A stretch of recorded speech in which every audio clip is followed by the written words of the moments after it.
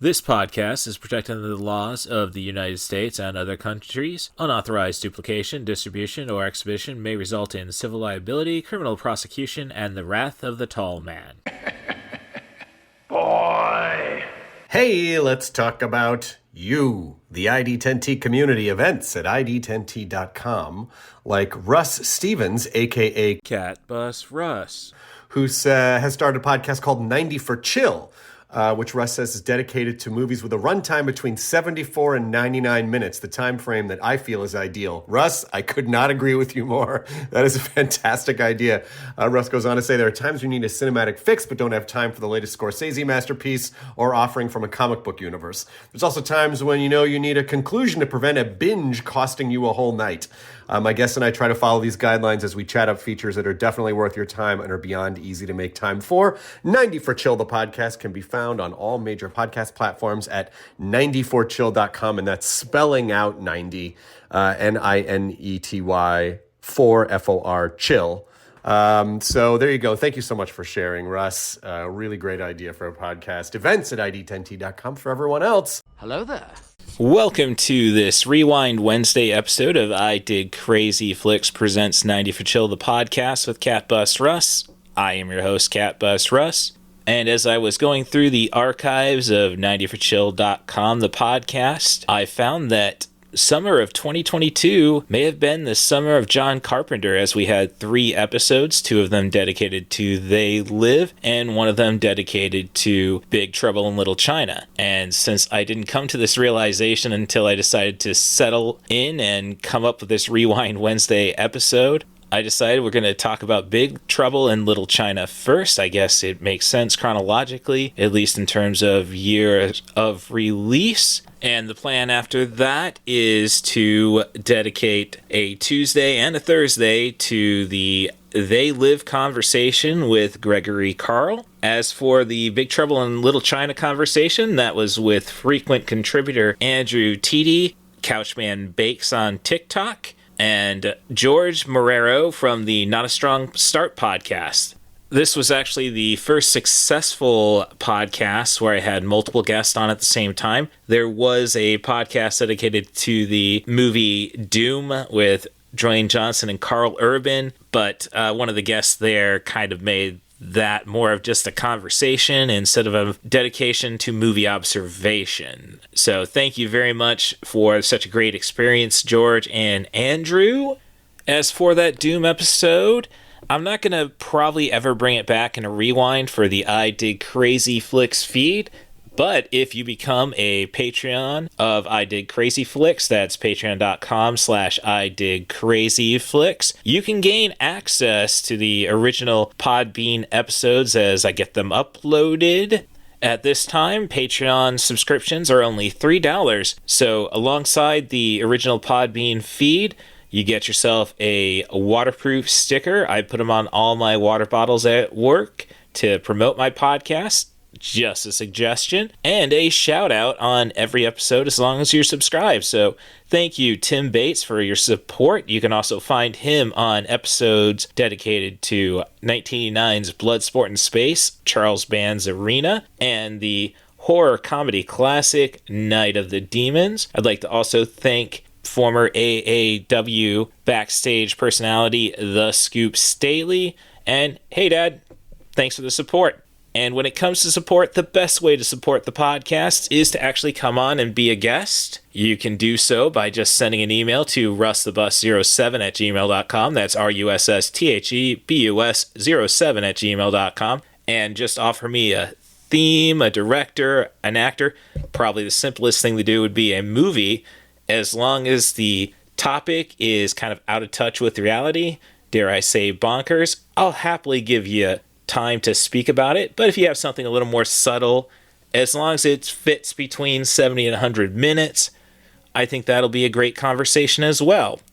Please rate and subscribe on your favorite podcast apps, 5 stars preferably. Be as honest as you'd like to be in the comments, and I promise to learn from that. So before we head to Chinatown in San Francisco, I did check out the latest phenomenon in American derived Asian culture, that being K-pop Demon Hunters. And I'll get to that review before we get on to the show. Thanks for checking out I Did Crazy Flicks with Cat Bus Russ. Hold on to your butts. Pardon the interruption, and thank you for your patience. I just failed to mention that you can always visit ididcrazyflix.com to access about anything I have to offer in terms of movie critique. And you can follow me on social media at CatBusRuss on Blue Sky primarily, but also Instagram and Threads. If you want to get to the Big Trouble in Little China conversation, I would suggest going to the 14th minute of this episode. Thank you. It's time. The world will know you as pop stars. But you will be much more than that. You will be hunters. Hey, this is the men's bathhouse. Get out of here. They're stealing the souls of our fans? Let's send those disgusting demons back to the depths where they belong! Yeah!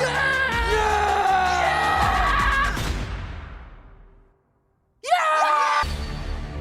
I can destroy the hunters for good. It's time for a new strategy. The Sasha Boy! Let's go get these guys.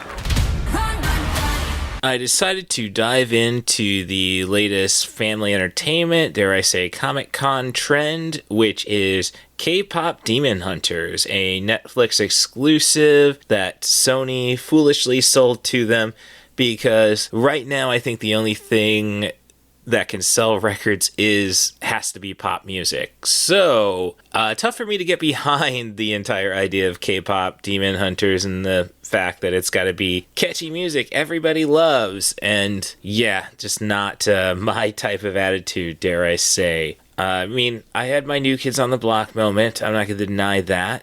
And I'm not saying the music's bad. It's just like, no, we got to make something that's so catchy everybody enjoys it.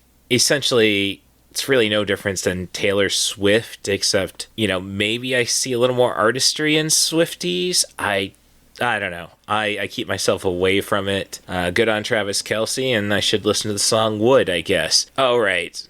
So these girls aren't going to get dirty. There. That's how I'll say it. So it's a story of in a world that demons are constantly harvesting souls for a monster called Grima, and the only thing that can really protect them is the beautiful voices of 3 women every generation to hold them off. And of course, what better way to hold off demons and unite the world by going full-blown pop music? And the band now is Huntrix.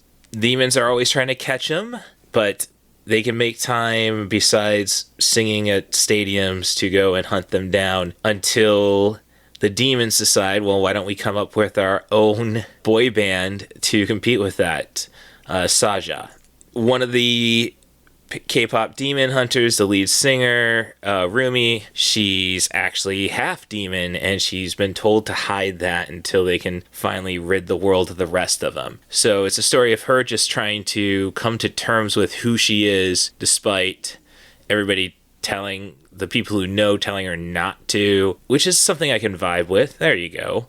I just wish the character was a little more interesting. Besides, I think I can sing, and then I can hide my marks. There's a lot of cute things about this cartoon, animation style wise. I do dig the tiger demon and the crow demon, and I mean the tiger's just a big kitty, so of course I'm there for that. And I do dig the supporting cast, or I should say supporting characters. It's voice acting. Not to downplay that. I mean, I like the other 2 demon hunters. They've got unique personalities, not this. So it just feels kind of, dare I say, chicken shit to have a main character who's just like, I am the normal one, but I'm not normal. Like, no, I kind of want weird traits out of everybody. Otherwise, it's not really that interesting. If I go back to my anime, dare I say, the Neon Genesis Evangelion, my go-to, with Shinji being a coward and not having an identity and trying to find one,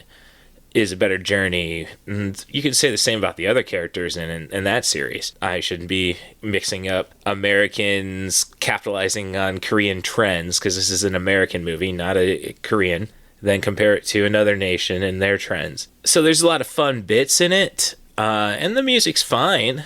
I mean, I could definitely dance to that stuff. I'll give it that much credit. So much of the environments remind me of all these silly pop shows like Pink that I see clips of or was on back when I had MTV Live with cable, and like I'd leave the TV on for the Queen Kitty to get down with, and then, you know, I come home and seeing Pink, who's not that talent, I don't think has that much musically. All right, so start throwing arrows at me, I guess, or spears, I guess is what you throw, and I'll try to dodge them accordingly. So I guess I couldn't get over the world, I suppose. Then, never mind, I thought, I don't really dig the main character is trying to come to terms with being half demon, is resisting trying to destroy other demons. And yeah, there's your generic ones that, yeah, kill them. But when you start having characters come out and stories behind them, lies or truths, you kind of feel for people. And it gives me more of the vibes of, why can't we all get along like Celine in Underworld, you know, instead of just, oh no, there's evil, these are just evil beings. Yes, we have one that is walking that line on the other side, but it's just feels like we're getting the wrong message along to begin with. I think you should have nipped it in the butt with trying to, or it's a world where, okay, obviously you have generations, people know about demon hunters, but we don't know about demon hunters type thing.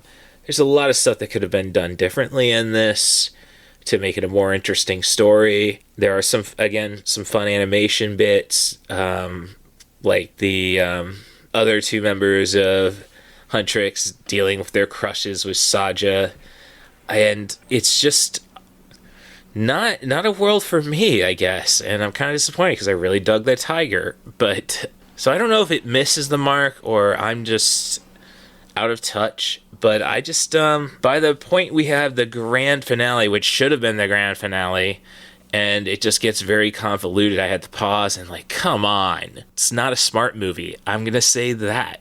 Or it's not a smart story. Might be the smartest of movies for knowing what to do to capture an audience. I feel for my brother-in-law who's had to watch this movie with a niece who's obsessed with it. I'll put it that way. Little Hand says it's time to rock and roll. Bring the noise.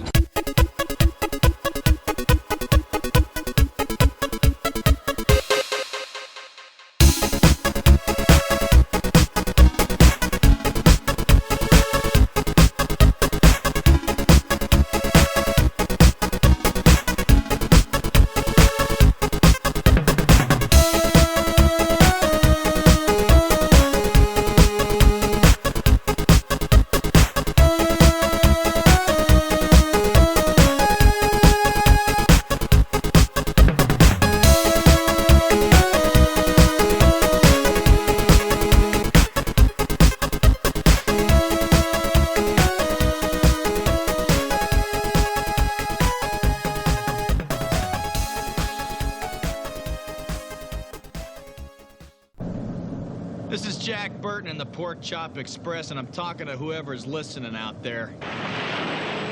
It's a pretty amazing planet we live on here, and a man would have to be some kind of fool to think we're all alone in this universe. There is a hidden world where ancient evil weaves a modern mystery. What's going on here? Is this some kind of magic? The darkest magic.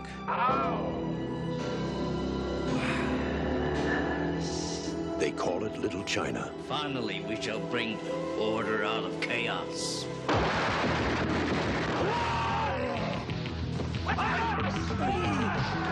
It's where Big Trouble was waiting for Jack Burton. Who? Jack Burton. Me. Jack. Jack? Jack! They told him to go to hell. You make one move. And that's just where he's going. Somebody, I don't care who, tell me what is going on.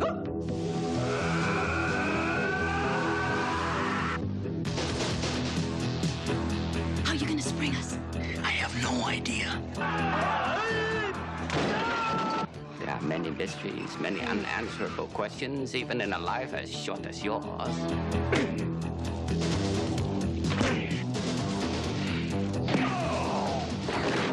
My destiny rests in your capable hands. Hey, I'll do my best. Oh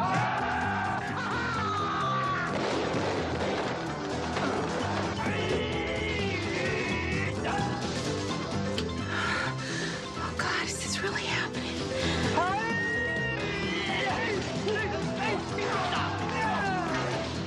This is gonna take Cracker Jack timing, Wang. 1, 2, 3. We may be trapped. Total concentration. Safety. Oh, yeah. You ready, Jack? I was born ready.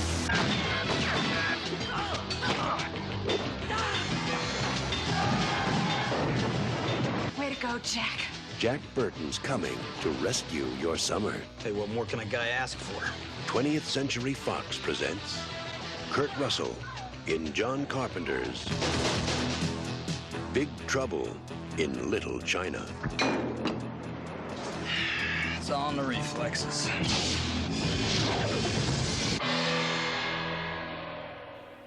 You guys can call me George. Sorry. What would you like to be called? I would say going forward, you guys can call me George. George. Okay. Yeah. Yeah. I mean, I took a couple of years of Spanish, and I figured as much. My mom calls me George, so I'm just used to it. Okay. If you use it enough, I'll be like, "Who's that guy?" All right. Who's Jorge? I don't know that guy. Okay, so we got the ground rules laid out then. So we have the first person to really jump in on, of course, this is 90 for Chill, the podcast, where we focus on movies of the ideal runtime of just under 100 minutes, really. Had to stretch the rules quite a bit. Like, all right, got to do Earth Girls Are Easy for the Big Sister, and Ghostbusters ended up only being 45 seconds too long if you cut the credits out. So we did a episode with one of my guests. That would be Andrew TD of I know his Twitter handles. I haven't been on the TikTok in a while, sorry. But he's responsible for Couchman Bakes. And I know his other Twitter handle is at the Class Squatch. Yeah, that's my comedy one, but I have more fun with the other one. Mm-hmm. Oh yeah, no, I squat on as many clever ones I can come up with. Obviously for the show, I mean, I have at 90 for Chill, but also the original. Like, I was the first to get to Russ the Bus, and then at Cat Bus Russ is what I usually use now. So. And my other guest, who, as I said, was the one who jumped in with the GIF response to the tweet I sent out asking for guest with our, I guess that was Thunder, who had the ability to inflate himself. Yeah. That's right. So, that would be George from the Not a Strong Start podcast, and another movie podcast. A lot of fun with his two friends, and I was like intrigued, especially because filmmakers. All right, I'm the guy who's struggling to get my B zombie movie made, so we get the struggle for sure. Oh yeah. So that's our lineup, and as I said, we're doing 2 Carpenters in a row, and then I gotta record Fritz the Cat tonight. No, I got to watch it tonight to record it tomorrow with Gregory Carl from the They Live episodes. And so, oh shoot, got to turn on the other computer. So I got my notes. Guy who works in an electronics store. This is definitely a jerry-rigged situation. Okay, I gotta say, I love how chill Andrew looks right now. Well, Yeah. I saw his tweet about an hour ago, so Yeah. We'll leave it at that. yeah. All right. So yeah. So let's Big Trouble in Little China, probably the second biggest flop for John Carpenter. I mean, obviously The Thing is the number one. But I think this is probably like, if you're going to show anybody a John Carpenter movie, you don't show them Halloween, you don't show them The Thing. This pretty much is a summation of everything that John Carpenter represents. Yeah, it's pretty I valid. totally agree. Yeah. Yeah. So I listened to a podcast called Screen Drafts, and there was a infamous John Carpenter ranking. So they picked the top 7 movies of a certain genre, director, what have you. And a lot of controversy because Escape from New York and The Thing were left off. Whoa. Blasphemy. Yeah, number 1 was Big Trouble in Little China, though. So I think it kind of says everything right. So I mean, I think Halloween, They Live. Assault on Precinct 13 made it, so I guess that kind of makes up for the Escape from New York one. Please tell me Vampires did not make the list. Vampires did not make the list. Okay. Or Ghost from Mars. I will stand for Ghost from Mars. Actually, that was like the only Carpenter movie that I saw first run in a cinema. And it could have been, I think, a totally different thing if, or at least more John Carpenter-y, if the original person to play Natasha Henstridge's character actually was available to shoot. I think she got injured somewhere. Her getting randomly injured, Courtney Love, no. But that was back when she was like the actress for like a brief second with the People versus Larry Flint, and then Man of the Moon. So, which, I can take her or leave her in Man of the Moon, but I'll give her Larry Flint. That was I think, almost forgotten movie by this point, actually. So, let me get those docs up, get the notes. So, yep. So They Live. It was I mean, I can't really say any of them were definitely ones we just mentioned. Like, oh, please say that didn't make the list. Yeah. In the Mouth of Madness is the only one I really haven't gotten around to seeing when it comes down to it. So I think that does say Prince of Darkness made the list too. So, right. No, I don't want messages. Can't help but feel if this list was made back in the 80s, it'd be a totally different list altogether.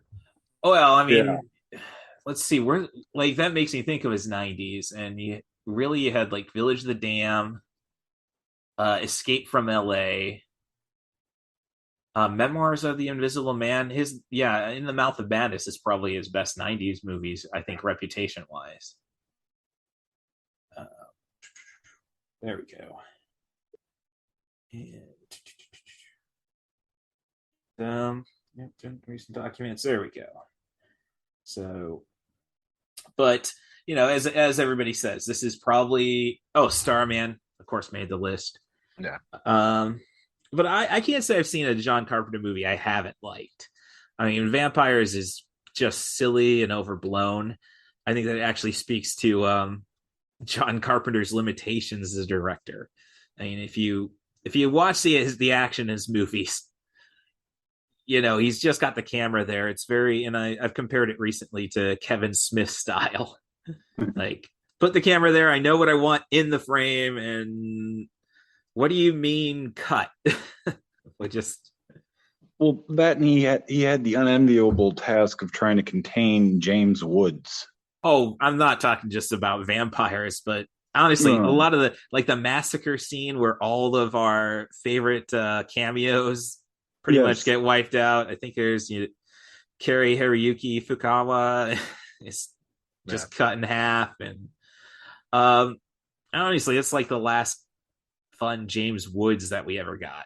So, I mean, and I mean, I guess no, that would definitely be the last fun James Woods before he went off the deep end. We just didn't want to acknowledge it. Possibly Hercules. I don't remember which came out first. Forgot about Hercules. Oh, I just can't really think of anything after 90 after 98. Like Hercules.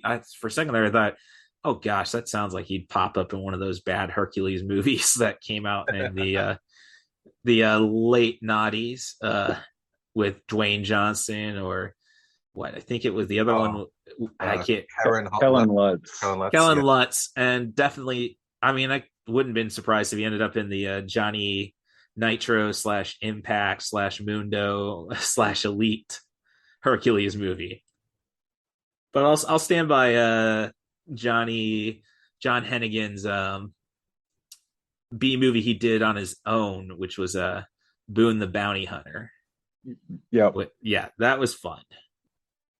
I mean, but let's see. So I mean, as I say, like when you watch basically directing any kind of action, it's pretty much the action almost always comes off screen, and then you just see the result. Especially in Big Trouble in Little China, when you see the first fight between the Chang Sing and the Wing Kong, it's always like a shot from behind. Who's ever going to get punched in the face? And honestly, you see that definitely in Ghost of Mars, which Clea Duvall's shooting and then her head comes off. So, I mean, it works great for horror for Carpenter. I mean, especially when you have somebody like Michael Myers, who's the only real movement in a scene. I think that speaks a lot to like when you don't have an action director tagging along, like someone who understands fight choreography and all those. Oh yeah, yep. So of course, then I'm crapping on him, but then again, he directed the greatest fight scene in all of cinema, Piper versus Keith David. So, yeah.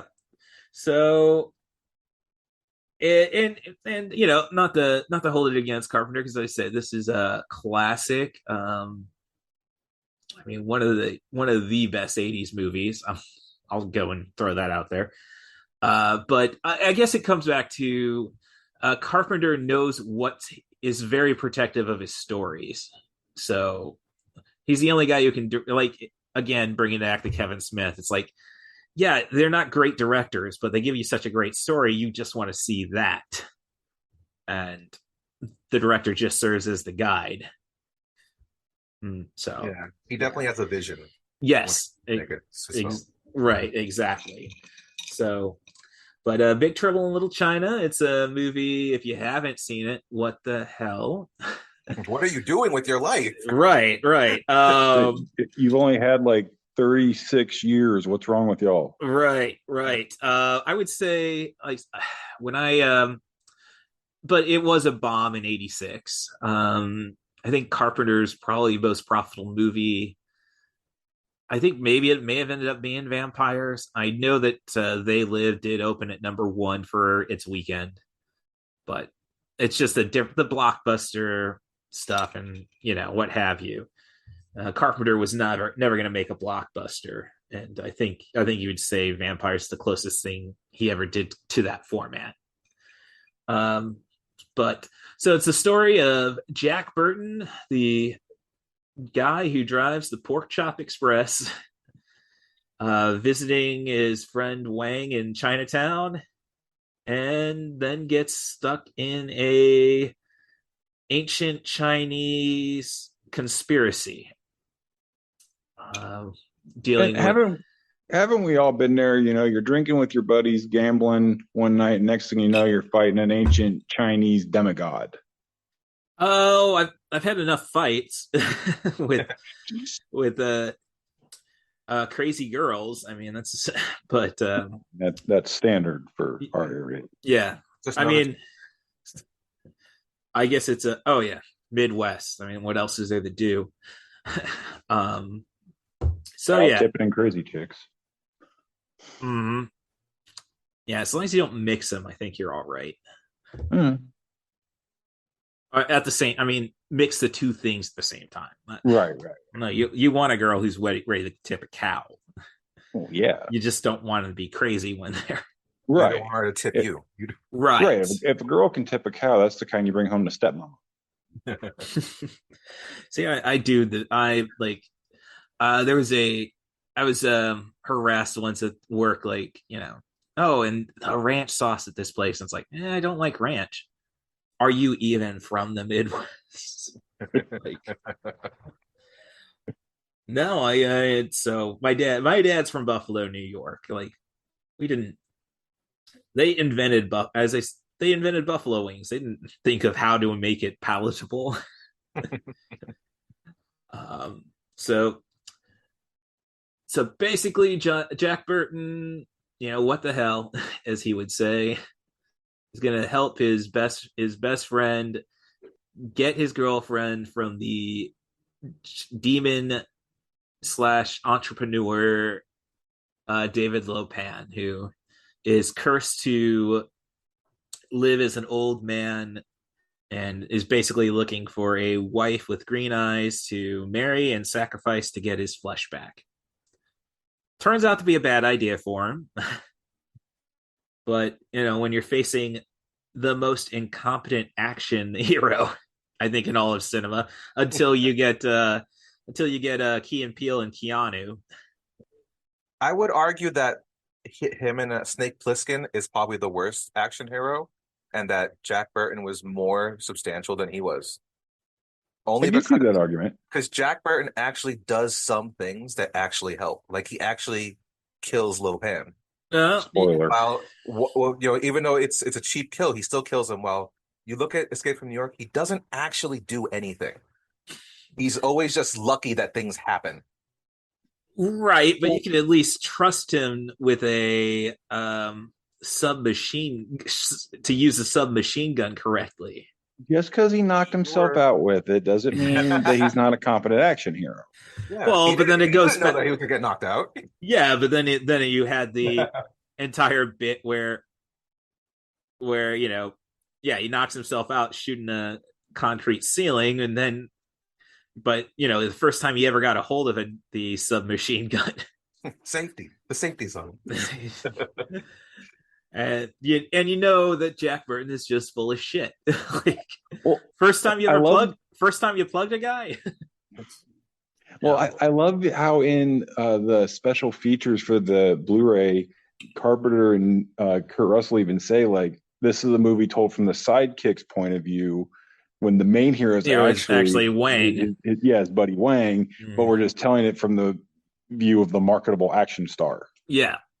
Yeah, no, dead on there. I have yet to really watch this. Like, I buy so many Blu-rays. Like, I probably would be stuck with VHS for, ever, if I wasn't looking for special features that, like so many of my video games. I mean, I've got at least 9 systems to my main TV.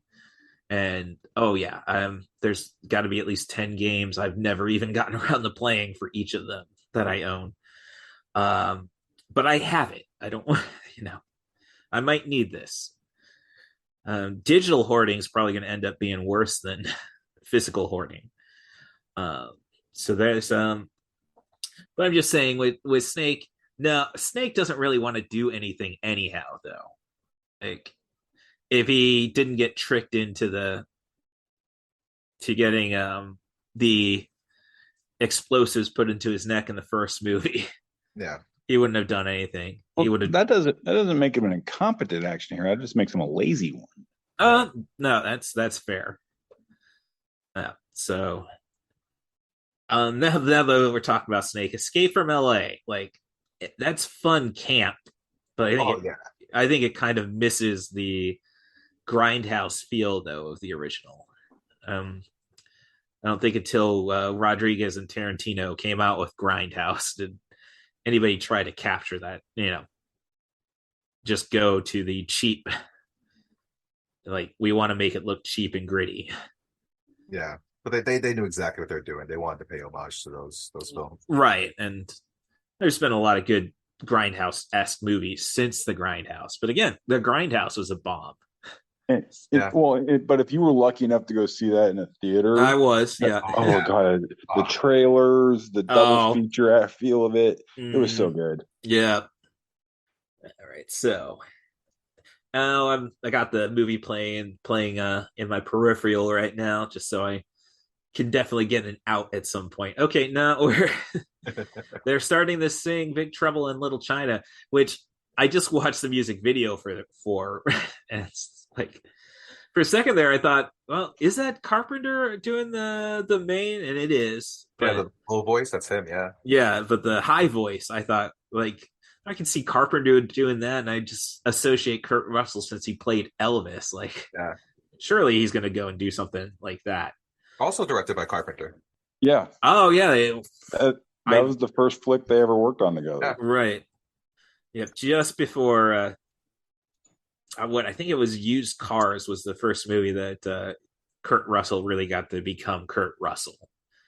He was still the Disney kid.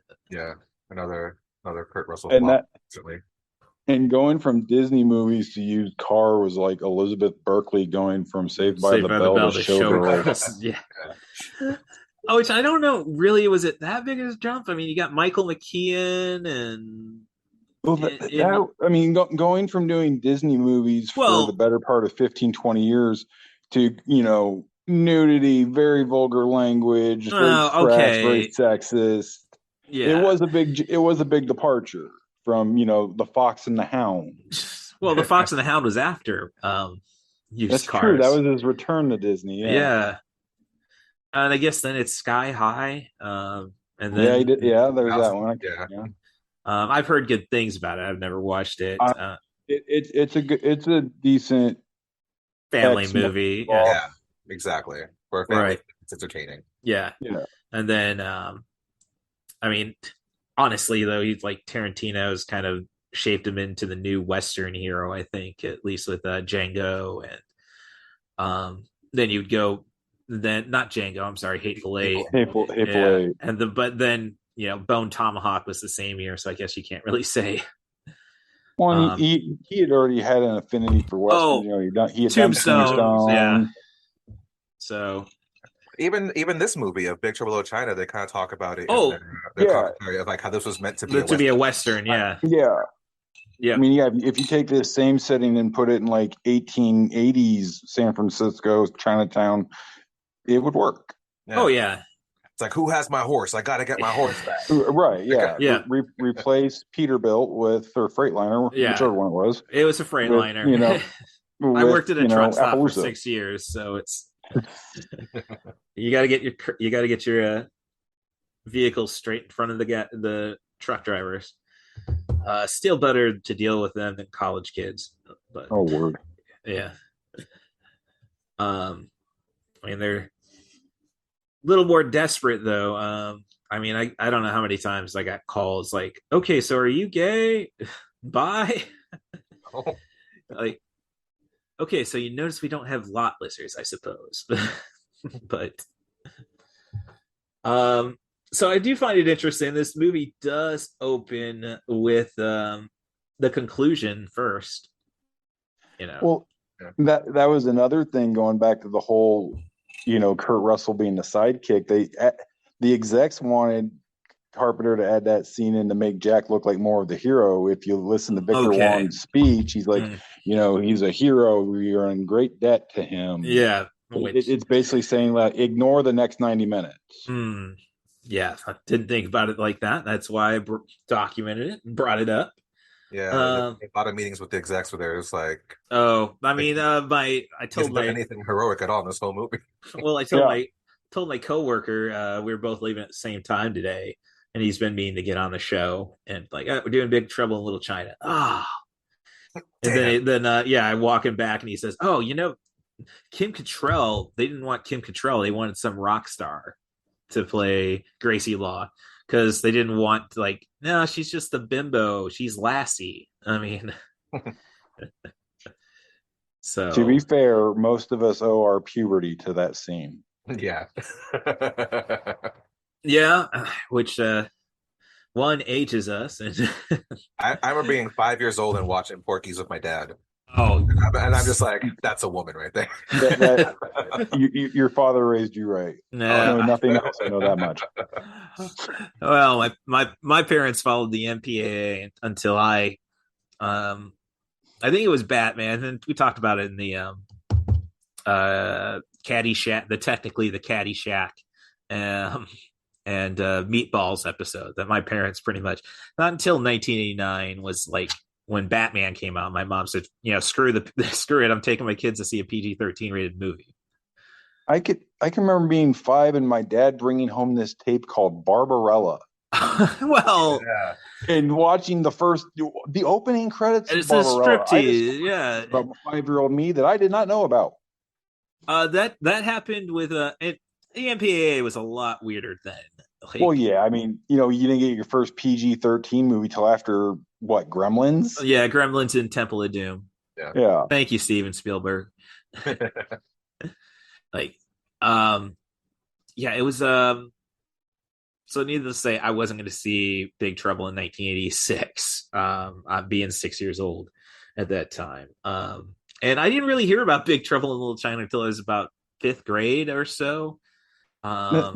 Now, see, that's funny because I was 4 when the movie came out, and I can remember it being on Showtime like my last day of kindergarten. Well, we were HBO people, so okay. Yeah, I mean there was some tribalism which I never understood. Like neither in the day, yeah, it was a big deal. Like which movie provider service you had in your cable. I mean, really, the only difference is the nudie movies on the secondary channel, be it Cinemax or the movie channel. Yeah. Good old Skinemax. Oh yeah, 11:45 p.m. Friday night. Thank you. See, my dad, he was all about. We call him the VHS king. Till this day, he has walls in his house with VHS tapes, DVDs, and he would record everything. Oh, I have The more I hear about your father, the more I love and want to meet this man. Well, I make people sound better than they are, I guess. Oh, no. I mean, that's what you want to do on a podcast. It's like I found setting up my another Twitter account, and like they said, "Oh, give me your phone number to do it," and it's like, all right. And then they access like the contacts on my phone, and then it's like, oh, my uncle in New York and my aunt and his wife, and I can't, it's tough for me to call her aunt because they didn't get married till I was like 21, 22, and then by that point the patriarch of the family had passed, so there was not a lot of drawback to going to Buffalo. But then it's like, oh yeah, sure, do I follow them? And it's like, oh no, I remember when they found me on Facebook. Like I don't say things that are it's like, oh, it'd be great to promote the podcast, and then oh yeah, sketchy. Yeah, well, it's just more of like, I'm just being honest. Oh, just being honest and open. And it's like, oh yeah, mom's not gonna want mom and dad, I have enough problem, borrowing money from them to begin with, but I need that source. So but when you bring up Gremlins, it was kind of like, well, isn't there always trouble in Chinatown? I've been bringing it back. Let's see. Okay. Yeah. I mean, it's true. It's so true. I've been to Chicago's Chinatown a few times, but I can't say anything too sketchy. I would say, yeah, no one tried to sell me a Mogwai up in Chicago. No. Well, I did it once. Like the first time I went to Chinatown, it was for a Chinese New Year. And it was at 0 degrees the entire time. That's of course the thermometer. Yeah, being in Chicago, the wind chill -1 billion. Yeah, so surprised I still had the girlfriend after that trip. So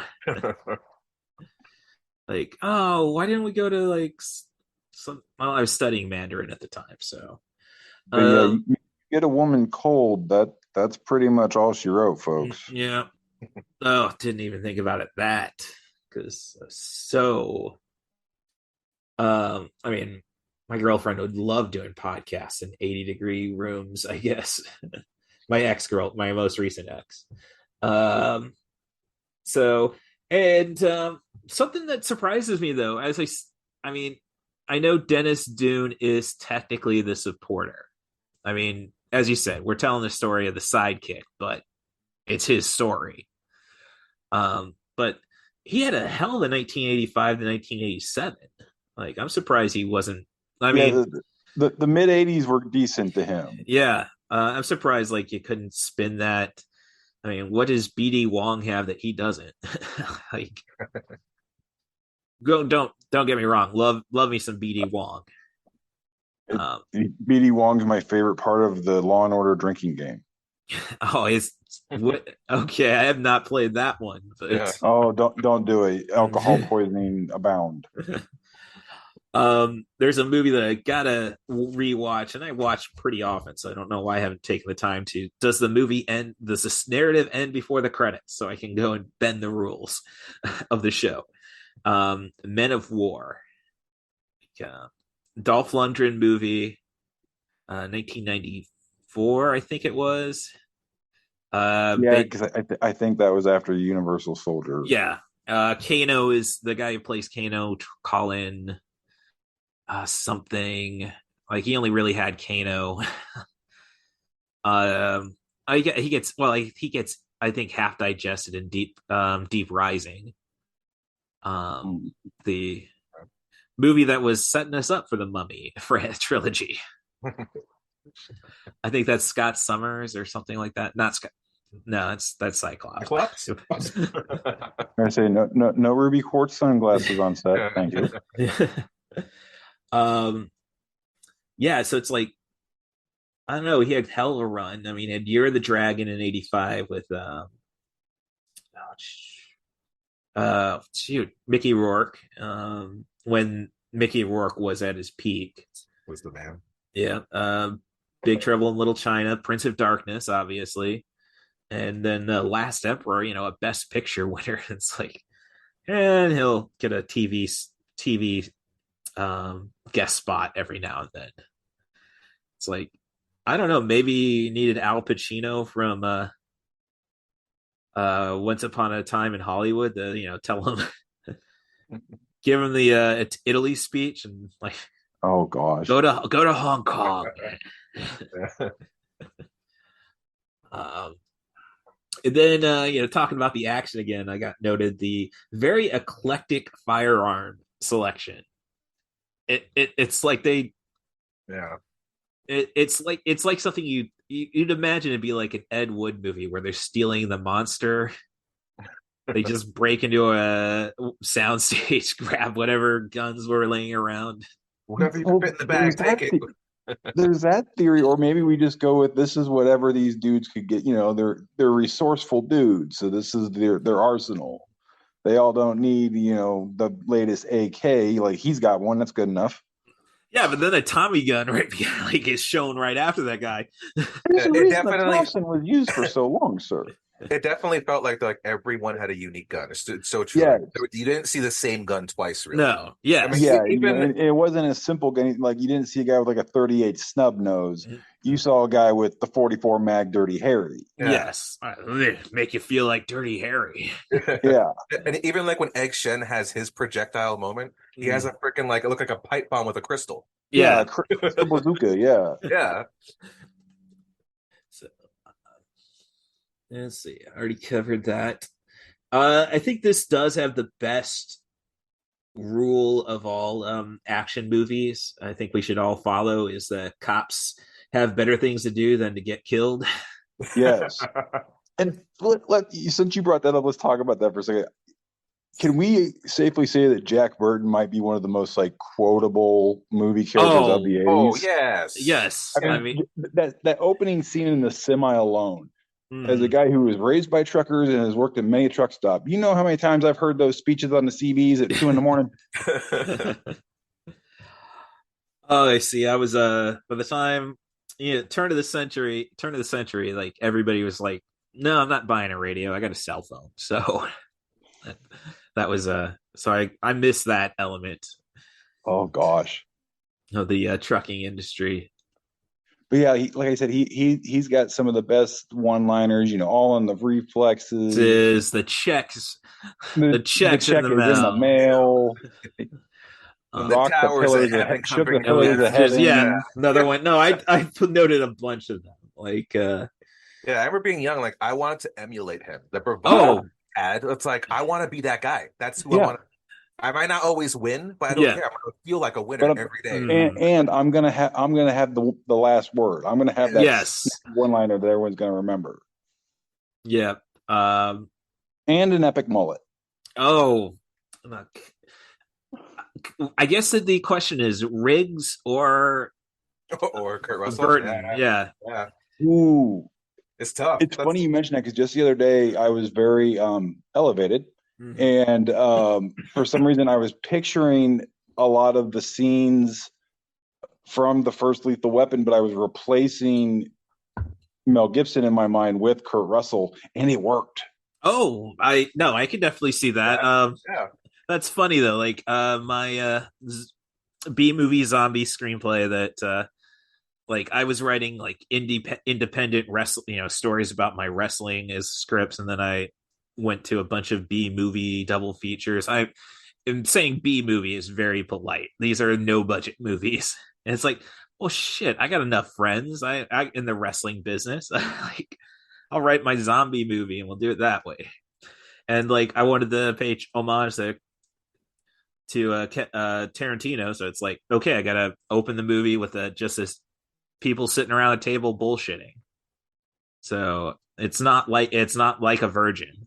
I don't think, but it's basically the character based more off me would be going off about Jeff Bridges, Kurt Russell, interchangeable. Like as a kid, I couldn't really tell you the difference between the two. I wouldn't say, because again, I couldn't really watch dramas as a kid. All the good ones were rated R. Like, so I didn't see, Against All Odds, bringing it back to James Woods. So it's like, no, look at it. Like they both did movies in Texas. Like, and somebody's arguing you can't replace Wyatt Earp with Rooster Cogburn. Like, I think you do that. But, and then it all kind of concludes with somehow referencing freaking Three Amigos. Is that scene? Which, like, oh great, now can't make this movie just because you got to pay for the rights to My Little Buttercup.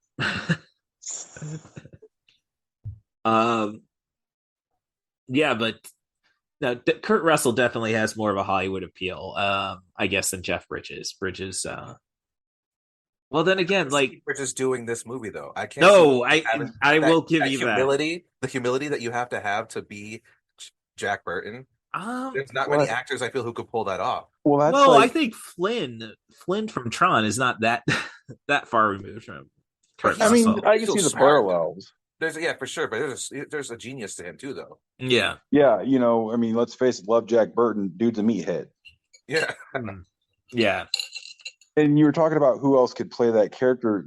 I don't know if this is still happening, but there was a thing a couple years ago saying the Rock is the big Rock one. was going to do a remake. Which we talked about it, I think, in the first part of the They Live conversation, about just Roddy Piper being. Well, there you go. There's the answer. I think Roddy could play Jack Burton. He could have. Yeah, he could pull. Okay, off. Like there's our guy. Yeah, I mean, feel bad for Roddy because like he kills it in They Live. And he wrote most of his own one-liners. Yeah, he was just doing the wrestling promo thing. Could you imagine the Jack Burton one-liners delivered and written by Piper? Yeah. I mean the trick, but I mean that's Carpenter knew how to let a wrestler be a wrestler, and I think that's the thing that it took Hollywood 20 years to actually make it so Dwayne Johnson is doing good movies. Yeah. he makes a buck ton of money for all the studios he works with, but that's the key phrase. Like, are the movies good though? Right. You're right. I mean, I'd say that he's good in them. Like, I'm but someone who's a fan of him. Like, he definitely knows what he's doing with himself. Like, he right. understands. I'll give you that. Like, his first, not counting like Mummy Returns, when he did the Walking Rundown? Tall and the Rundown. Yeah, I thought he was good in those two movies. Yeah. Well, it's like how they didn't know how to do anything with John Cena until Trainwreck. Exactly. Yeah. Like, they tried to make him an action star, which he looks like one, and he did okay in Bumblebee, but he was also being funny, which is one of his strong suits. Let him be funny. Right. That's why you're not going to see Roman Reigns make that crossover. But that's another conversation that I just don't know if I have the strength or no. This isn't a wrestling podcast. Gregory Carl does have one, and it's like, so it can turn into that. A lot of me telling old stories and wishing Schadenfreude, enjoying Schadenfreude to guys who stubbed me back in the day. So let's see. But when we talk about one-liners, though, David Lopan, I mean, I don't know how you can not love the guy. Like you'd expect somebody who's lived for 2,000 years to be a little quippy. Yeah. That is pissing me off to no end.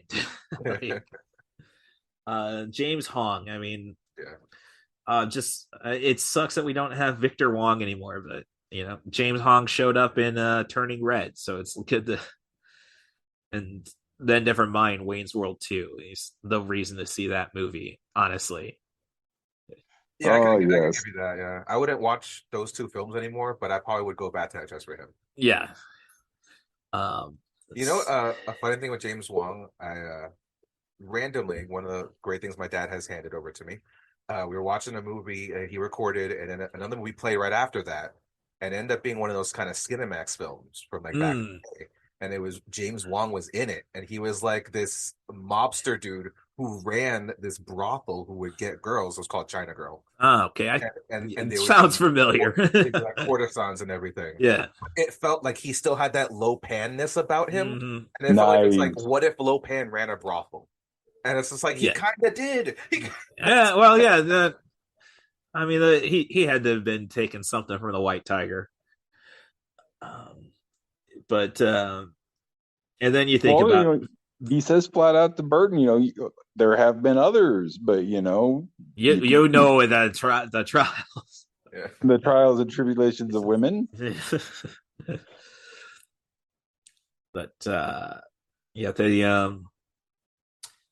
and of course this movie's got my one like the one actor I'm determined I want to meet sometime is Al Leong. He's like he is the face of the Wing Kong. He's he shows like he's in every Carpenter movie actually if you really look. But I mean he's probably gonna be he was also in Best of the Best, I think, as well. I have not watched that one in a long time. I just watched it 2 weeks ago. I think he's on the Team Korea, right? Yeah. Die Hard though. He's the guy who eats the baby Ruth before the cops. Yes. Yeah. He was in Lethal Weapon. Yeah, as the guy torturing Riggs. Yeah, again, the 80s were very kind to him as well. Well, he's like, I looked at his IMDb and it's like, oh, yeah. Like I was watching a Showdown in Little Tokyo, one of my favorites. And like, oh, that's Al Leong. He's just as he's going to be one of the 9 guys that Dolph Lundgren kills to save Tia Carrere. Which, man, I guess this is just a little too early for her. Like she could have definitely seen some green contacts on her. Yeah. Yeah. I don't know. I recently saw like all the advertisements for that movie Easter Sunday, and she's in it. Oh, and she still looks good. Yeah. Let's see, Al Leong. You mentioning him makes me like I was rewatching the movie again just to have a nice snow fresh Yeah. in my mind. Granted, I watch this movie once a year, so now at this Right. point I've seen it 3 times this year. So, Okay. but I'm rewatching it, and that elevator scene after they've taken the energy juice, Yeah. and that one moment like goes to Eggshot and he like rubs his shoulder, and there's a smile in his face. I was like, is he ready to fight, or is he like? Is he Yeah. what's happening? Yeah, so he's like, come on, Egg, let's cuddle. Yeah, like I think he got ecstasy in his drink. Oh, I don't know. I mean, being a, spending, my, virtually, gosh, 25 years in combat sports, be it professional wrestling or tough man contests. We're talking the old FX show. Rules and high school wrestling and stuff. It's like, I don't know, man, you get a good buzz from a good fight. It's like I just it's all about the relief. It's not really oh yeah, but nothing personal. I did always wonder what was in that jug because as soon as Jack asked like what is it, first thing out of Egg's mouth, huge buzz. Yes. Yeah. So I mean, yeah, I think there might be something to your X theory, or yeah. But the six demon bag was the beverage, and it's like, and I immediately went to my drink app. Like, has somebody made a six? The six demon bag. Yes. Yeah. I imagined that there's something ginger in it. Of course, yeah. Keep your tummy all good after all right. that. With it being smoky and green, I see absinthe being involved. Oh, I didn't think about that. I was just thinking about like some kind, maybe some chili powder in there. Insane. Oh, okay. Yeah. I know that somebody is selling or at least somebody did make a flask, like saying six, like a demon face on it and six demon bag written on it. So yeah. Or it's good to have the Couchman bakes, because like, or it needs to be a cannabis hybrid. Oh, word. Yeah. Well, I do know that there is a strain called the Three Storms. I know. I do know about that one. Yeah, I do know that the movie has influenced the cannabis industry. Yeah. So let's see, and seeing all the. Let's see. So we talked about the remake. I think, the remake. It's like if you get somebody who knows how to. Like basically by this point, I think Dwayne Johnson directs himself, so I could see him being entertaining enough. I don't know, legacy sequel maybe. Like maybe, it's just it's tough. It's one of those things you don't want to see tampered with. Yeah. I know, but it's for me a lot of it's just that John Carpenter's more of just a Twitter influencer now. It's like I want to see him work, man. I mean, he didn't like with Halloween Kills last year and Halloween Ends coming up. He, was producer and he did help with the music stuff. Yeah. With his son, but he really was kind of hands off. Yeah. And of course, you think about Halloween, then you think the Rob Zombie stuff, and it's like, yeah, maybe we should go back to his properties. I mean, like the first I had that talk with Gregory sometime about like the sequel, and it's like Rob Zombie's Halloween, and he said it's just so crazy. It's like, well, you're kind of selling it now, because of how batshit it sounds. I have not seen it. I mean, I don't know. It kind of like I kind of enjoy, one Malcolm McDowell. I'm always down for. So, but I did kind of enjoy the idea of finding out about the past of Michael Myers, but then again, you just want to stop and like, no, you just want to appreciate him being the embodiment of evil with no actual motivations. Yeah, it's the mystery that makes it better. Like, it's scarier that way without the explanation. Right. It's like the Joker. I don't want to know why the Joker's a Joker. Just let him be the Joker. Well, you say that though, and I think like I'm more of a Jack Nicholson over. Yeah, exactly. Well, to an extent, I guess, because they give him an origin, but at the same time, like he's still that guy. It's not like, he's a psychotic. The bat didn't really change him. He was always that guy. Yeah, it just made him more that guy. Yeah, right. Yeah, but I would say if they're going to do a remake, I think there's someone I could see taking it on that could capture the essence of it. And do you ever see Kung Fu Hustle? Oh, Stephen Chow? I think he could get it because that character was a screw up to the whole film. Oh yeah, I never, you know. Yeah. And having an actual kung fu influence where we get to see some actual good fights. Oh yeah, being like a little slapstick, that could be interesting. Well, then, so Jackie Chan is Egg Shen then. You know what? I go with it. Yeah. I wouldn't no hate fighting. that. He doesn't fight. He's just there. As right. Now, my question, of course, the big question: who's playing Lo Pan? Oh, because you had mentioned Jackie Chan, and I was thinking maybe him for that, but I think I like the Egg Shen better. Yeah. I don't know. Maybe you could age. Well, I mean, they obviously aged up James Wong in this film. James Hong, sorry. Stephen Chow himself could play Lo Pan. Yeah, you could do that. Because it's not a big character. He's still big enough, but not like. Now, BD Wong. We'll just go go back to it. I mean, now that I think about it, it's like, oh, BD Wong. Why did he get all the work? And then, well, different times. Like Dennis Dune was never going to get a role in a. I mean, aside from mainstream. Yeah, not. Again, we needed Al Pacino to give him that speech. Go to Hong Kong. And now that I think about directors, well, I guess Kill Bill kind of dismisses like, yeah, can Tarantino really shoot action that well? Yeah, he definitely that whole last bit of Kill Bill Volume 1, that last half hour was just a giant FU to people who said he couldn't do action. Right. Well, I like more of his staging. Like I think Inglourious Basterds, like the beginning of the final story, and how he's kind of breaking the fourth wall during the David Bowie song, like going like, okay, we just saw the set, all right.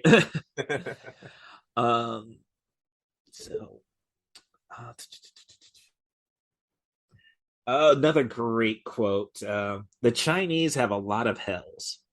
Yes. Yeah, well, hell of the upside down sinners. I'll send you to the hell alive. Yeah, hell of bubbling oil. I think those are the only ones they mentioned in the movie. Well, there would have to have been the one they meant, because the line is said pretty early though. There's a bunch of hell. The Chinese have a bunch of hells. But that leads me to the this movie is basically like what Egg Shen says in his monologue, as we're getting introduced to the character as he's waiting for Jack to finish up their rescue attempt, and like he's just explaining, the Chinese, you take this stuff from this place, Confucianism, Buddhism, and you just take whatever you want and throw out that. And then when you see the wedding sequence, it's like, okay, why the hell do we have neon in there? It's like, this is what Jack. It was 86. 1986, yeah. You say that, but it's like, yeah, I can see John Carpenter just doing that anyhow. Oh, you can't tell me that's not what his romper room looked like in 86. Well, come on. I didn't. that wasn't a set. That was the Carpenter's backyard, man. Come on. Yeah, I think of that movie. I think of like The Last Dragon, and they all have that same feel. Yeah. Yes. Yeah. Then, but let's see. Victor Wong. I mean, as Egg Shen, can't be appreciated enough. Like, the last thing I really remember him from is Tremors, and he did the Three Ninjas movies. Yeah, he was the uncle or the grandfather. Grandfather of the Three Ninjas. Yeah, that was just when I was getting associated, like, because I studied taekwondo, but of course everybody was saying karate. It's like, no, mine's Korean. And I guess it was kind of like, yeah, Hollywood doesn't really take that into account. Mm-mm. Oh no, Like, it's all karate to them. It's all the same. well, right. Well, At that time, it's all the same. 1986. I mean, 1984 with Karate Kid. Like, I was at C2E2. I want to say 2019, and the closing panel was Billy Zapka and uh, dang it, Ralph Macchio. Yes, thank you. It's like, no, you don't want to say the only character that, besides for Vinny's cousin. Yeah. Yeah, Ralph Macchio, and they were talking about how the referee was the instructor to train both Macchio and Zapka. And they kind of played it off like Zapka was actually trained in Taekwondo and Macchio in karate, so you could get that different style. Kind of wish the series would acknowledge that, but Cobra Kai, like, what was that? Taekwondo? That's Cobra Kai. Yeah. So, yeah, my problem with Three Ninjas was I was out after the basketball scene. Like this is bullshit. See, I just looked as like the basketball scene is, hey, go get a snack, go to the restroom, come back, and then we're gonna get some good butt kicking. This isn't the rewatchables where they now have a category on that Ringer podcast, like the piss break scene. Yeah. Like, let's see. But speaking earlier with Carpenter, and for me, though, hoping it was Kurt Russell doing the low voice in the theme song. Yeah. I mean, I know there's a lot of directors. Like, I didn't know Eastwood did a bunch of his scores. Like, nobody thinks about that because it's not really that unique. I guess Eastwood is just, this is what I want for this movie. And Eastwood doesn't make B movies, essentially. No. Yeah. So all I can really think of is Carpenter and Rodriguez. Yeah, they're definitely like the most prevalent or well known of the guys who do that. Right. They each had their own bands too, outside of just doing movies. Oh yeah. Yeah. Yeah. So that's let's see. I did see a thing recently which surprised me because, like, you mentioned this, that Tom Cruise that doesn't do music for his own movies. No. But he did actually like change something, and like I think the last Mission Impossible that he done. And like there was the last like half hour or something, they were like, we don't have to do with this, we're gonna cut it all out. And he came into the editing room and he's just like, no, just change the music here, rewrite the composition here for this music, and we can keep all this in. And that little thing fixed the whole movie apparently. That's interesting. I was not in a good place, though. I guess I was just in an exhausted place when I watched the last Mission Impossible. Like it was a red box rent 2 for $2 night. Oh wow! The first movie, and I watched it with my ex, was The Predator. Nice. Which is definitely so bad it's good, I think. Yeah, about the Shane Black one. Yes, right. Remember when we all had such high hopes for that movie? Oh yeah. No, that's just it. We didn't want that. We wanted Shane Black, the guy who was Poncho, was he? Or no, he played the one with the glasses and read the comic books. I cannot remember his name off the top of my head, but no, the one Poncho who didn't look like he belonged there. Right. No, he was like the nerdiest, geekiest looking dude in that unit. I heard they wanted to do rewrites on that movie, and he's just like, no, you cast me, I'm not doing anything else. I mean, I don't know. I guess when you play the character who inspired the Predator laugh at the end, we should have known better. Man, you got a big pussy. Man, you got a big pussy. Yeah, let's also let's bring that up. The nerdiest, geekiest comic book reading dude with just the vulgarest jokes he could come up with to try to get his buddies to laugh. Yeah, which nowadays you follow Twitter account. There's Twitter accounts of people deconstructing comic books. It's like, yeah, you're exactly what that character. Like, yep. I mean, you're the guy at the bar who you just did a joke about it with my old wrestling road buddy Raul, and it's like, and I talked to his tag team partner, and it's like, oh no, he's just the funny fat kid. Like, he'll say the crudest stuff and keep going until somebody laughs and like makes it all worthwhile. It's like, oh, there's some things I like about cancel culture. Like, we could tell that guy to shut off after three failed lines. That's now I'm thinking though, Jesse Ventura was so underutilized as an actor when you stop and think about it. At least, like, he had a good run with Predator, The Running Man. Yeah, but his characters are all kind of one note. Well, yes, but I mean, that's the thing. Like, yeah, he had a good run until people realized you're gonna get the same dude every single. I mean, come on, even in Batman and Robin, he was the same character. Okay, yeah. That was my biggest problem with Venom. Once I saw the glow sticks out and when Venom let there be carnage, and he's just, that movie. like, it wasn't good. But I mean, I don't know. I like the Venom Eddie Brock dynamic, but the stories around it just it had really weird pacing. Oh, because like when the movie was over, my wife and I were like, "Wait, that's all the movie there is?" Like, yeah, it was we a thought night. it was we thought it was like 45 minutes in. Yeah. No, it's a 90-minute movie. I went to that was the only reason I went to the cinema in 20. Fit the criteria, huh? Yeah, 2021. Like, I think I went to 2 Riff Tracks Fathom events, and well, no, I did see Spiral, I guess, but otherwise it was 2 Riff Tracks events and Venom.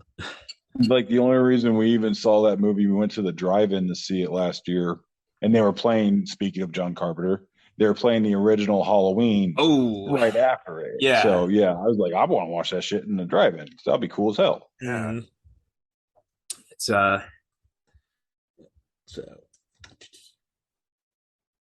let's see. Well, I don't know. I'm kind of low on notes because this is Stone Cold classic. So it's like we all know this movie by the back of our hand. The crazy thing I found when rewatching it, I hadn't watched it with the commentary since I bought the DVD back in 2000 whatever. Right. And so I watched it with the commentary before watching it just with the sound. And it's funny the fact that they probably talk about the movie for like 15 minutes, and the rest of the runtime is just the two of them bullshitting. Yeah.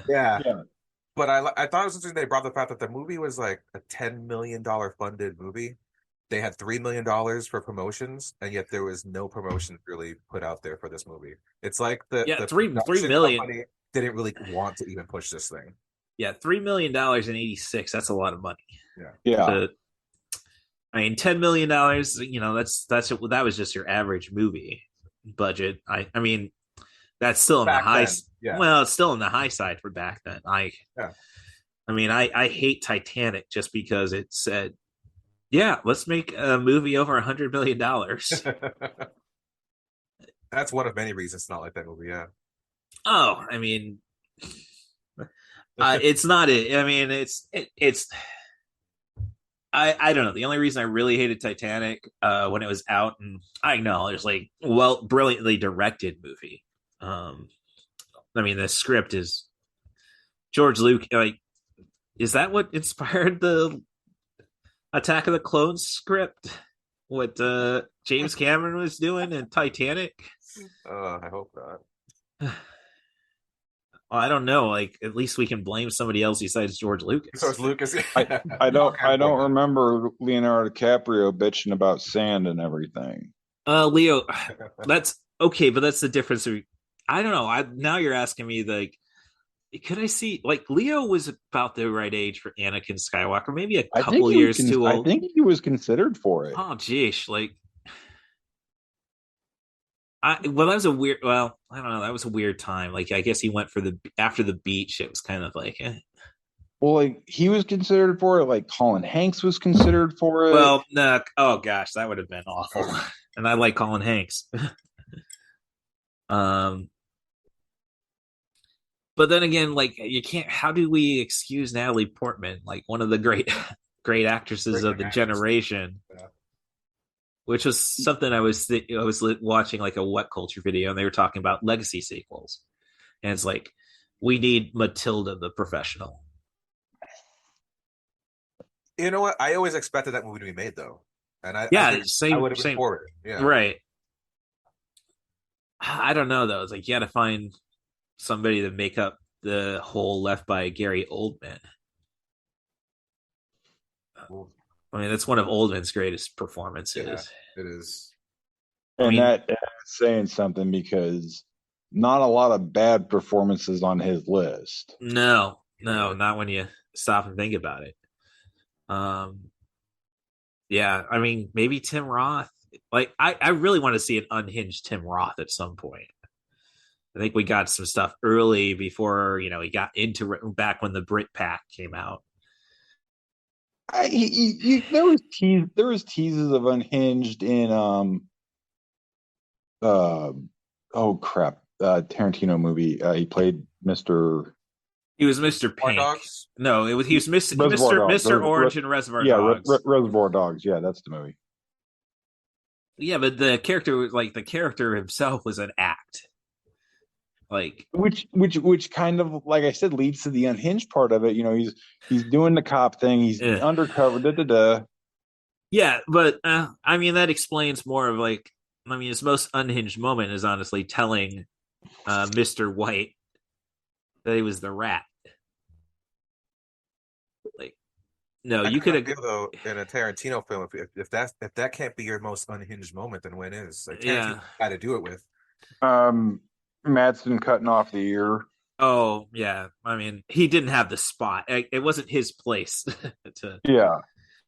I mean, all we got is Tim Roth. I'm dying here for the majority of the film until he gets his chapter. Steve Buscemi. I mean, he might be a little too old now for FBI agent, but corrupt FBI agent who's in the field. Ed Norton, there it is. I would say, like, you also got Willem Dafoe. Oh yeah, well he's Willem. No, he's such a chameleon. I think he can do it. Yeah, I think of him in Boondock Saints. Yeah. Which is about the only thing to really think of about Boondock Saints in any positive light. I mean, I love Boondock Saints. I'll watch it maybe once a year, but it's not for what it does. Yeah, but it's like, oh gosh, this is the like, oh gosh, the homo. Not I can't really say, like, Willem Dafoe at least allows for the homophobia to exist in that movie, but the over the top male chauvinism, and it's like, and I think Troy Duffy actually believes in all that stuff, especially after the second one. Yeah, that second one, boy. That's one of those things. Like, I don't watch the sequel for that. I watched it once. I was like, I don't have to watch it again. I'll stick to this part one, only when it exists. I like that they gave Billy Connolly more to do, but and I like Clifton Collin Jr. in it. Yeah. Again, I had no problem with the cast. It was just but the script is yeah. So, but we don't have to worry about another Troy Duffy movie. Like, so that's I don't know. We're kind of running short in like auteurs. It kind of feels like everybody gets absorbed into the Marvel machine by the end of it all. That's what it feels like. Yeah. I mean, what was it's Deborah Chow who directed Nomadland, won the Best Picture, and then she does the Eternals. Yeah, yeah, it's like, and then even Sam Raimi. I mean, but he did Spider-Man before that too, so it's like he hero films. Right, but it's like the superhero movie of Sam Raimi's is Darkman. But that's still him. That's definitely him doing his thing. Yeah. But there goes Liam Neeson as the corrupt agent. Like that guy. Awesome. Yeah, that guy doesn't quit. Like he's 70 years old and still doing action movies. He doesn't have the Stallone physique to justify it. Well, he doesn't do action. That's why he's in the movie, but he doesn't actually. Yeah, and I think he's even said he's going to like start chilling out on the action stuff because he's like, guys, I'm in my 70s. Let's move on. Yeah. Jim Carrey come back. He could probably do an agent type role. I wouldn't be opposed to it. I mean, I think that he doesn't get enough credit for some of the serious stuff he can bring to a film. Right. Like I always look back at 23. It wasn't a great movie. No. I liked everything he did in that film. I thought he was really good. Yeah, no, it's just there's nothing to the script really. Like you're having on him. Yeah, I mean, which is kind of sad because you had Virginia Madsen, who was kind of having a renaissance at that time after Sideways. But it's like now with Carrie, it's like, yeah, if you don't have a story behind it, it's like because by maybe even a third way through the movie, you're too busy playing 23 games on your own than to actually pay attention to the movie. So bad gimmick, I think. Big one on that one. So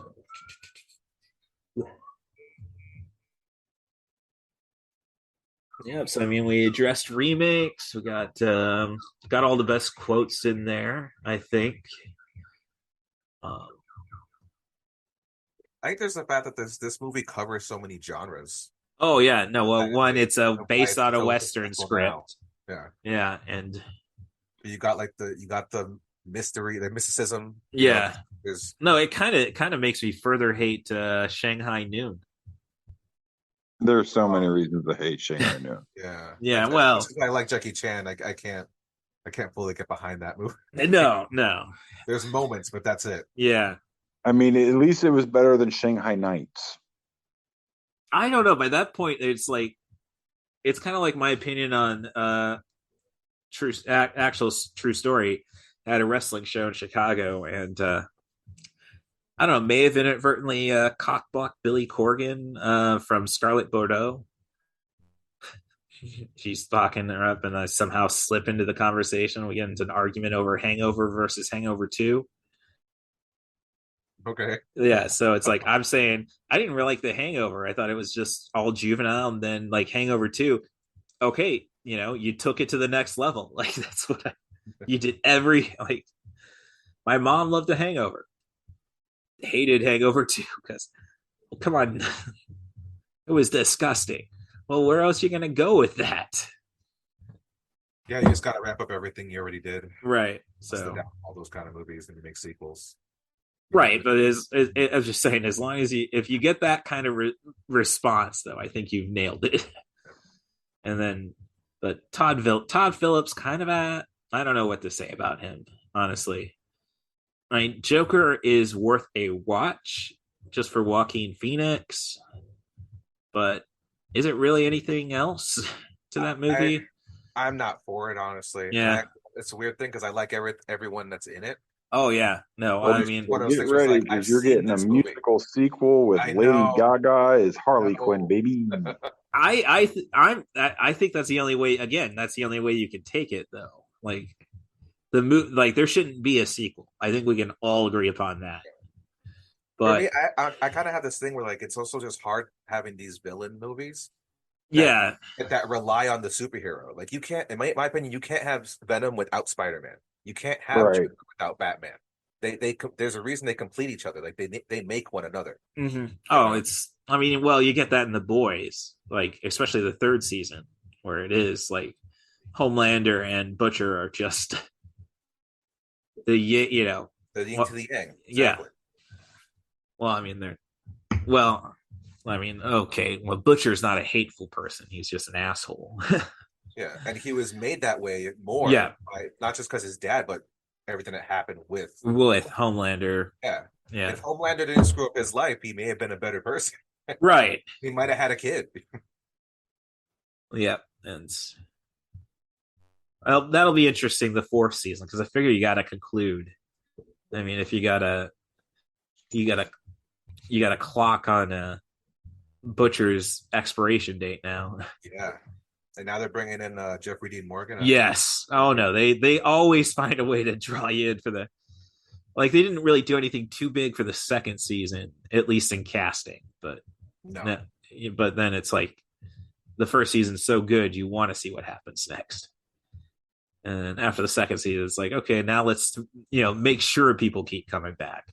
Like Jensen Ackles as Soldier Boy alone, just for the entire doing the rap to Rapture on Solid Gold. Oh, that was so good. Yeah.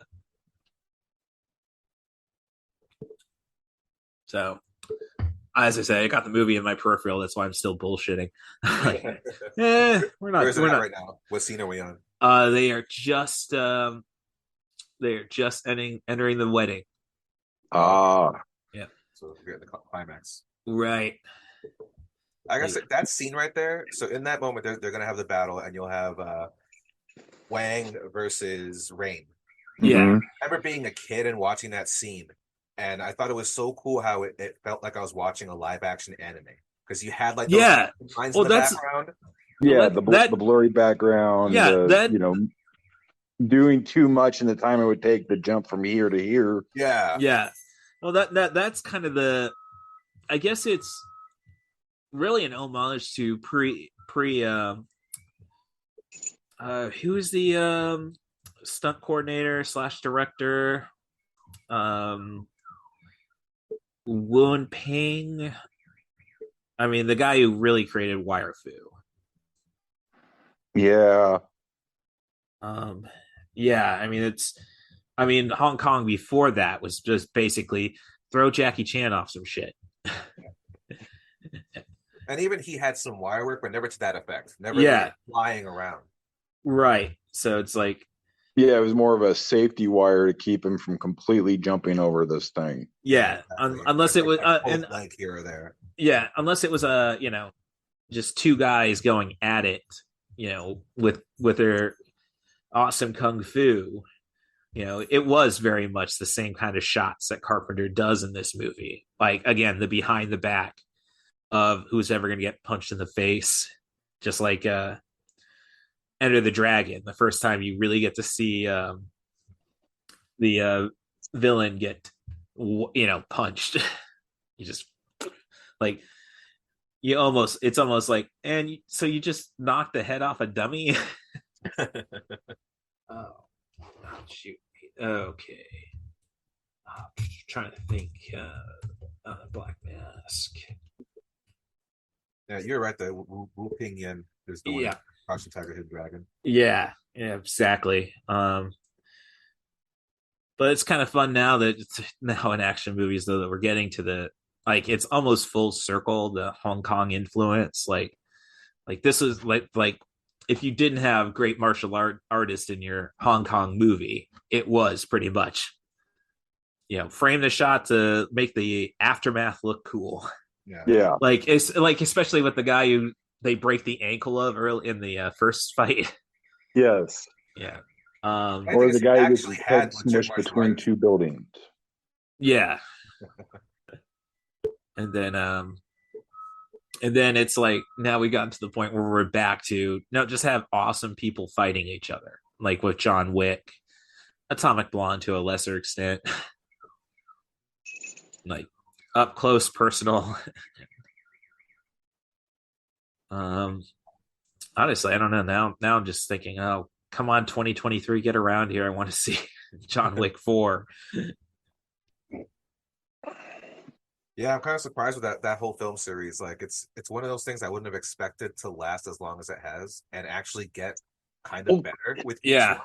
Well, they created a great universe that we wanted to see. Like, and they did such a good job with the first one, kind of like not really letting you know what was going on with the movie and the advertising. yeah, And then all of a sudden you watch this thing and like, okay, I'm watching the beginning of a rom-com.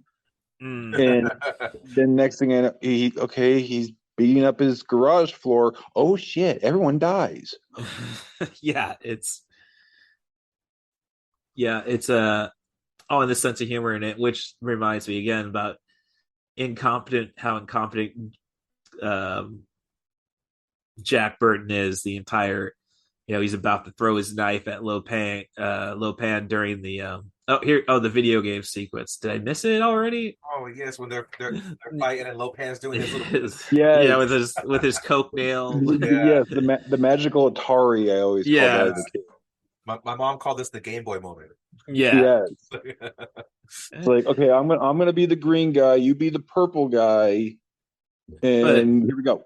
But before that all set up, you had the guy in the thick armor go and stop Burton from throwing the knife, and he's just stuck there. He's just stuck with 200 some pounds of humanity and armor. Yeah, it's just like, peasant magic. And Jack's response to it's so good too, because like he's had so many moments leading up into this. Yeah. Like he wants to do something and it just goes wrong. And he's just like, oh, come on.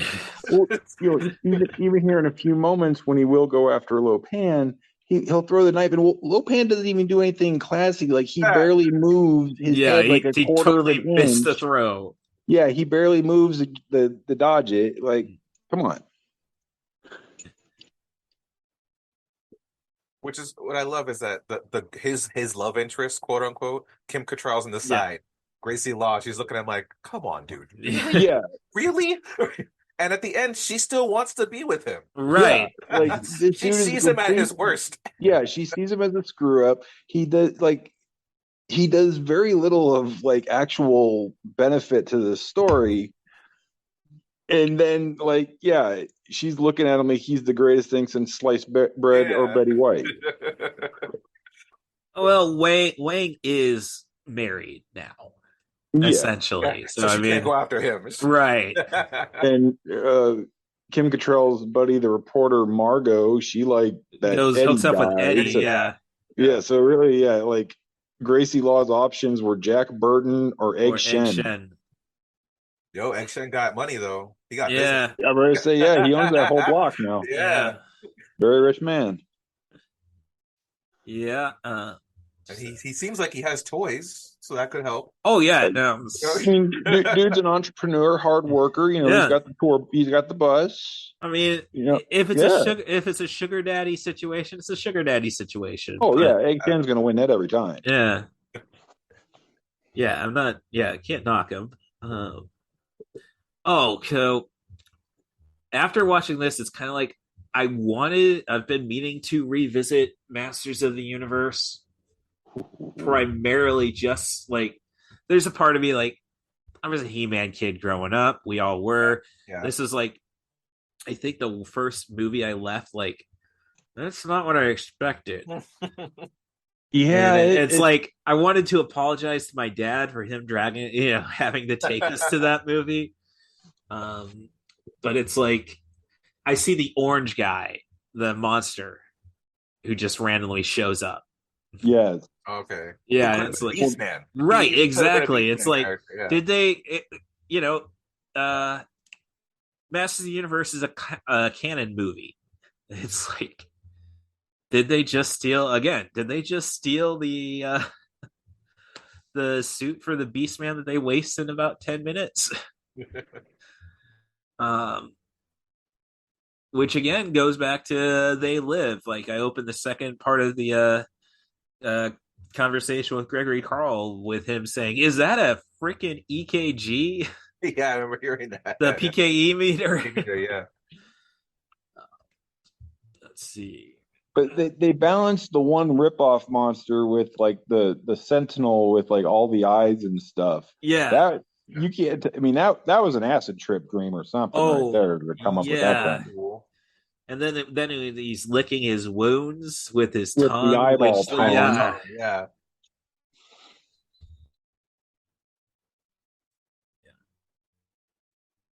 I mean, I don't know. Now it's like I look back and Courtney Cox she was the lead in In Masters, yeah. Oh, gee.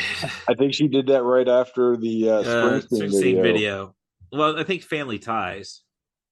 Yeah, probably all around the same time. Yeah.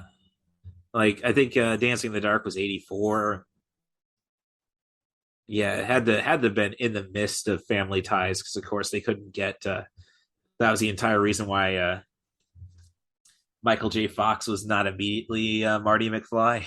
Yeah. It's conflict with the with Family Ties, and that's such a weird time. We're not going to get that anymore, thankfully. No. But Harrison Ford was not supposed to be Indiana Jones. That was supposed to be Tom Selleck. Tom Selleck, Magnum PI. Yeah. Yeah. And never mind, Pierce Brosnan wasn't James Bond until he was probably too old to be James Bond. Yeah. I like Timothy Dalton though. I thought he was a great James Bond. Oh yeah, good. Yeah, he's definitely underappreciated. I didn't even mind Roger Moore. Yeah, I kind of give. He's hit and miss, but yeah. I'll take Roger Moore over Pierce Brosnan. I'd say. Yeah, I'd do that. Yeah, Moore is like Brosnan had GoldenEye, and that's just a fun action movie, which kind of should have told us right there. This ain't James Bond anymore. What made that good though? Like, I want to say the same director who did the first Dalton Bond did GoldenEye and Casino Royale. So right. It's like a go-to Bond director. Yeah. And then we had a writer's strike and it almost killed the Craig series. Yeah. Yes. I mean, there's some great direction in Quantum of Solace, but I mean, you could tell they didn't have a script. No. Literally, they did not have a script.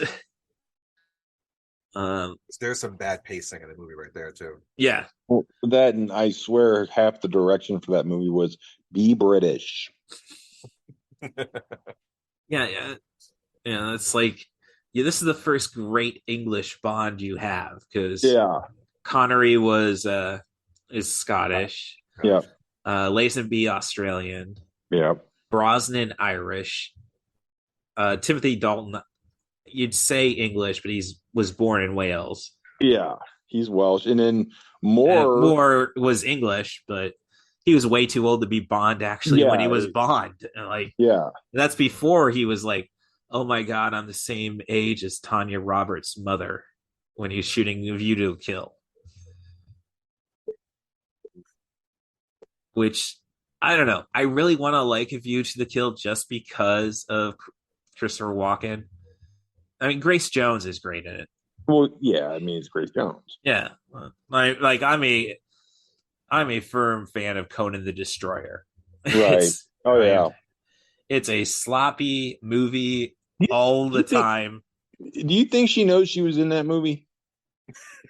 What, Grace Jones? Yeah. Because I imagine that's just how Grace Jones be on a Thursday.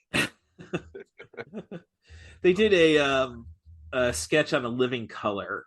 It was Rocky 6, and the opponent was Grace Jones. I would watch that movie. So Kim Wayans is Grace Jones, Jim Carrey is, and it's basically, Grace Jones is just gonna beat the shit out of you so she can go and drag you home like a cave person, which is how it ends. Like, but you have Keenan as Rocky, you're not ready for this fight. We've done everything we possibly can. I've come back from the dead to coach you. I'm not afraid of no man. You're not dealing with a man. You're dealing with a machine. Dance to the rhythm.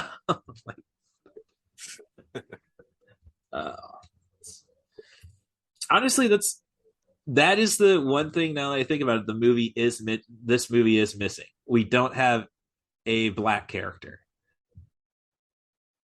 No, I don't.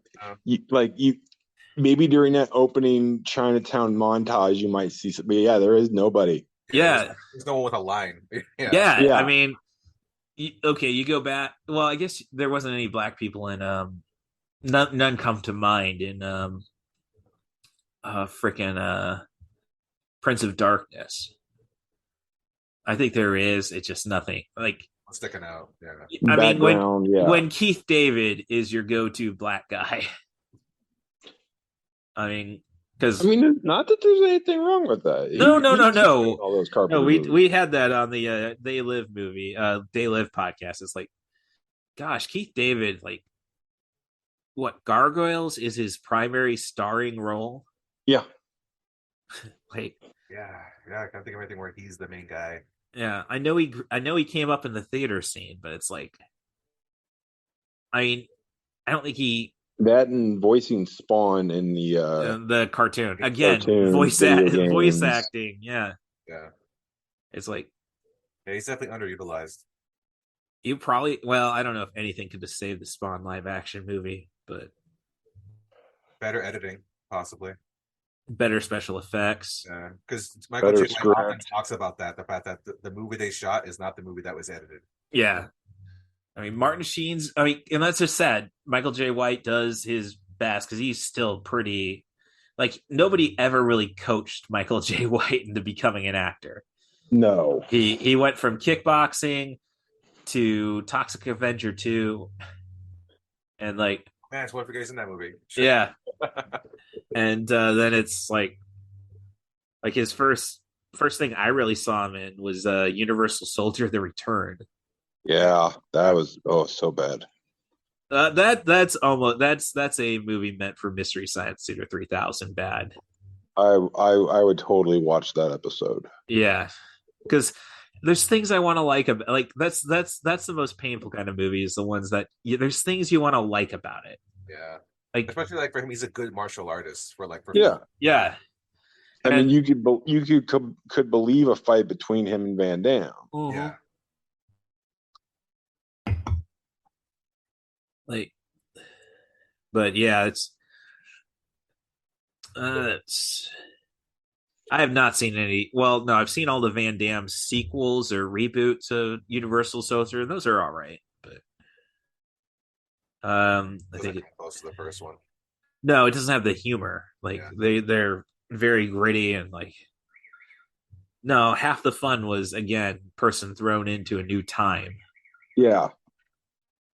And it's hard to dislike a movie with Tiny Lister in it. Well, of course. Yeah. He's the only part that makes No Holds Barred somewhat watchable. Yes. Well, Kurt Fuller going all out. Kurt Fuller gets an honorable mention. He gets an honorable mention. Yeah. I used to watch that movie just for one scene and one scene alone. Just that moment in the garage where he's like, "What's that smell? Dookie, I hate Dookie." Like, I do have a blog called Rip 'em System, so it's a play. I'm a big KMFDM fan. One of their songs is Rip the System, and of course your Rip Thomas's catchphrase is "Rip 'em." So, and that's basically my breakdown of how No Holds Barred is Vince McMahon's Mein Kampf. It explains everything he wants to do in wrestling. That's smacking deep. Yeah. Like, oh yeah, if I could kill people in the ring. Oh, we could throw a rape in here. I mean, some of that stuff happened. Well, he did try to kill himself. And they didn't let the storyline about him implying that he was Stephanie's child's father go through. Yeah, like if you hear how hard he pushed for that. Like it gives off, I'm going to say this as politely as I can, Cheeto skin president vibes. Yeah. Yeah. Oh, and that's one of the hush payments he's dealing with. It wasn't a hush payment; it's a tax issue. Like, he personally paid Donald Trump for donated to the Trump Foundation for all his work back for WrestleMania 23. I'd like to say somewhere in there. And it's like, no, that was a business expense. It should have been claimed there. So there's 9 million there. Then you still have the other 19 million, which were hush payments. That number goes up every day too. Yeah. But I did see that he went to celebrated his birthday with John Cena. And now he's like, well, I mean, and he had a woman on his arm who wasn't his wife. Like, at least he's embracing that. I mean, live your truth, man. Exactly. So, all right. So we got the end credits going. So I guess, I still got some AEW to watch from last night. Yeah, I haven't watched that yet either. Yeah. I did the, tried the what inspired a wellness call from my therapist. Like, Nice. I said I had I was in a spot where it's like, it's not really depression. I'm just really tired of all this stuff. Like, maybe, it's life's a video game. It's time to put something else in the cartridge. What's the afterlife like? And it's like, and then I went, like I was saying, oh, I'm gonna go to a goth night at a bar in Urbana, and it's like, so if I can make it through tonight, meaning like, okay, I'm gonna go and then go to work at 7:30 in the morning, was what I meant. It's like, no, that's quite the hyperbole there. Right. All right. Well, no, I understand. I gotta filter, I suppose. But so, but thank you very much for coming on, George. So you have not a strong start, the podcast. Shoot, I should have played the gimmick of, because like I was trying to catch back, like I was listening. Somehow my iTunes went and like I was listening to the House of Dragons episode, and then it like, oh, you want to listen to the Predator episode, the Prey episode. Oh. I should have done the gimmick where, one host claims to be this, the other host claims to be that. Yeah. I guess I could have. I guess I'd be Egg Shen. Maybe, I don't know. We'll fix it in post. That's okay. Right. All right. So thanks, George, for coming on. Not a strong start podcast. Just 30 minutes fun of guys talking about whatever's out there right now. And of course, we got Andrew Teedy with Couchman Bakes on YouTube and on Twitter. On Twitter. Oh, well. Yeah, Couchman Bakes on Twitter, which is the companion Twitter to my TikTok videos, Baking While Bake. Okay, Baking While Bake. All right. And I remember you had quite the impressive TikTok numbers. What was the... I'm just shy of 36,000 right now. All right. Oh. Yeah. Like no thought, no process. I just do dumb videos, and some people like them. Mm-hmm. No, they're fun videos. They're just like, I never had a TikTok until, well, I downloaded TikTok because, some guy who goes by 45 said you can't have it. Okay. So, but never watched any videos until graced with the presence of Andrew. And you can follow my me on Twitter at CatBusRuss. That's at CatBusRuss. If you want to be on the podcast, as they say, just throw a movie at me. I'll figure a way to bend the rules that will focus on it and call it something else, obviously. You can send an email to russthebus07@gmail.com, RUSSTHEBUS07@gmail.com, but preferably just give me a movie, a theme, a director, actor. Just focus on sub 100-minute material, and we'll have a slice of fried gold, as they said in Shaun of the Dead, which the Cornetto trilogy does qualify. Shaun of the Dead qualifies, and of course, you can't talk about one movie without the other two. So, all right. As always, I pay honor to Stacia Hardin, my best friend who passed coming up on 18 years, but gotta impress her. So still pushing on, and thanks for that, and thanks for touching so many lives you touched. And we'll just save it for the David Tennant soundbite to drop at the end. Thanks again for coming on, making the time to be on the 90 for Chill the podcast. And now for the robot voice. Can I hear a wahoo? This podcast was made possible by the love and support of Dave and Cindy Stevens, Rory Stevens and Allison Higgins, Danny Daniels, and Stephanie Smith. Long live Flash! You've saved your Earth. Have a nice day.